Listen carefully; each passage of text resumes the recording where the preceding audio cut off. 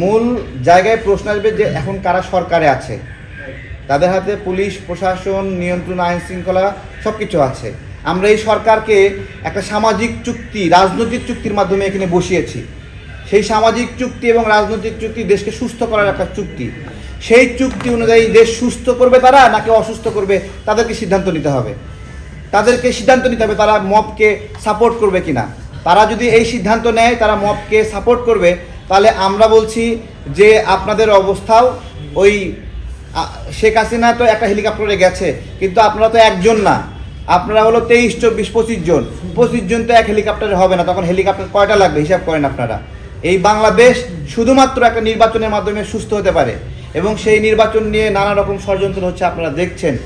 অনেক রকমের প্যাচ লাগাচ্ছে। একটা বলছে গণভোট, তাই তো গণভোট বলছে, কিন্তু এই গণভোটের পেছনে আর একটা শয়তানি আছে। এই গণভোটের পরে আবার বলবে নতুন করে পিআর না।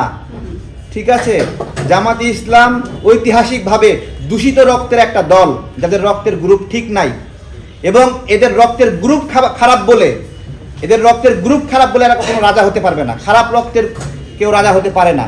সারাদিন খালি বিরোধিতা করবে, সারা জীবন দেশের বিপক্ষে অবস্থান নেবে, জনগণের বিপক্ষে অবস্থান নেবে, এবং তাদের এই একটা পলিসি হবে। আমরা জামাতে ইসলামকে বলি সঠিক রাজনীতিতে আসতে হবে। দেশের প্রচলিত নির্বাচনের মাধ্যমে যদি আপনাদেরকে জনগণ সমর্থন দেয় আপনারা আসবেন, না হলে ওই রকম থাকবেন। এবং আপনারা দেশের বিরুদ্ধে যে ষড়যন্ত্রগুলো করছেন, এই যে একটার পরে একটা ইস্যু সৃষ্টি করছেন, তো এগুলো দেশের জনগণের কাছে আর জনপ্রিয় হবে না। গত 1 মাস আগেও ফেসবুকে আপনাদেরকে সবাই বাহবা দিত। আপনারা যেরকমভাবে বট তৈরি করেছিলেন, এদেশের জনগণ আপনাদের প্রতিরোধ করছে এখন সেই অনলাইনে সামাজিক যোগাযোগ মাধ্যমে।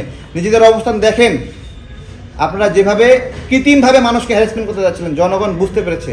একটা আইডেন্টিফাই হয়েছে তো যে বট আপনারা, বাংলাদেশে বট কারা, বট বাহিনী কারা, তাই না? এগুলো জামাত ইসলামকে খেয়াল রাখতে হবে। আর জামাত ইসলাম যদি এই আমির হামজা, তারেক মনোয়ার এদেরকে মুখপাত্র বানাতে চায়, এরা যদি তাদের লেভেল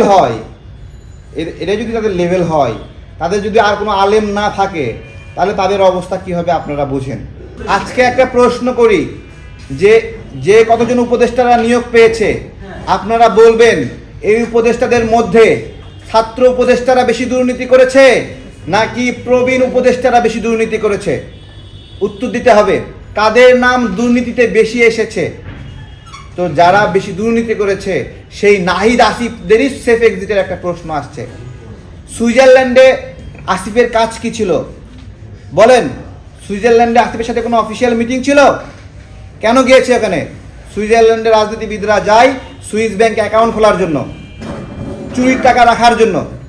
সেখানে কেন গেছে জবাব দিতে পারবে? সেফ এক্সিটের কথা বলছে। সেফ এক্সিটের কথা বলতে হবে ওয়াসার নিয়োগ জালিয়াতিতে কোনো সিনিয়র প্রবীণ উপদেষ্টার নাম আছে বলেন? কিন্তু আসিফ এবং নাহিদ 2 জনেরই নাম আছে। তারপরে প্রশাসক নিয়োগে সিটি কর্পোরেশনের কোনো প্রবীণ উপদেষ্টার নাম আছে? ওই আসিফ নাহিদের নাম আছে। ওই এনসিপি মহাখালীতে মিটিং করতেছিল, ইলিয়াস ফেসবুকে পোস্ট দিছে না? আমার কথা না, দিছে না পোস্ট? তাহলে কাদের নাম? সেফ এক্সিট কাদের প্রয়োজন? আপনারা আরও প্রশ্ন করেন যে এই যে তরুণ উপদেষ্টা নামে উপদেষ্টা হয়েছে, এই 14 মাস লুটপাট করেছে, তারা নতুন করে নির্বাচন করতে যাচ্ছে, এরা যেন নির্বাচন না করতে পারে সেই প্রশ্ন করেন। একটা সামাজিক চুক্তি ছিল, যারা উপদেষ্টা হয়েছে তারা আর নির্বাচন করবে না, এটা একটা রাজনৈতিক চুক্তিও বটে, এবং ঐতিহাসিকভাবে আমাদের কোনো উপদেষ্টা কোনোদিন নির্বাচন করেনি। আজকে সেই উপদেষ্টা তারা নির্বাচন করার খায়েশ করছে। আপনি ক্যাটাগরি করতে পারবেন যে 30 বছরের উপরে যারা তারা নির্বাচন করতে পারবে না, সে সকল উপদেষ্টা 30 বছরের নিচে যারা তারা নির্বাচন করতে পারবে? ক্যাটাগরি করতে পারবেন? ক্যাটাগরি করতে সম্ভব? আপনি যেভাবে আসিফকে নির্বাচন করতে দেবেন, যদি সাখাওয়াত সাহেব বলে আমিও নির্বাচন করতে চাই, করতে দিবেন নাকি আপনারা নির্বাচন করতে? তাহলে একজনকে দিবেন, একজনকে দিবেন না কিভাবে? এটা এমন একটা অবস্থান রয়েছে, এই সরকার না মানতেছে সংবিধান, না মানছে সামাজিক নীতি, না মানছে রাজনৈতিক চুক্তি। এই একটা সামগ্রিক অবস্থায় রয়েছে।